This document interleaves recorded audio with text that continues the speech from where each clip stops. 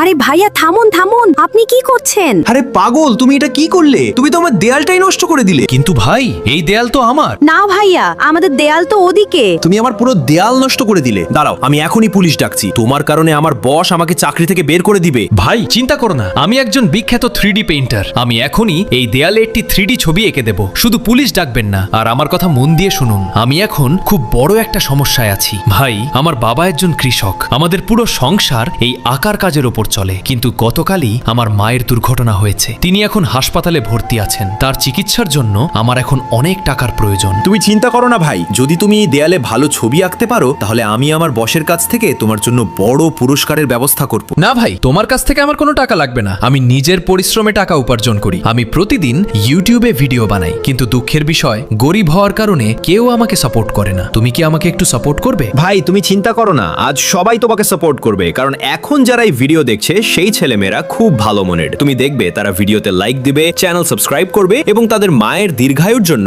কমেন্টে একটি লাল হৃদয় লিখবে। ধন্যবাদ ভাই। দেখো, তোমার 3D পেইন্টিং তৈরি হয়ে গেছে। ওয়াও ভাই, এটা তো অসাধারণ পেইন্ট।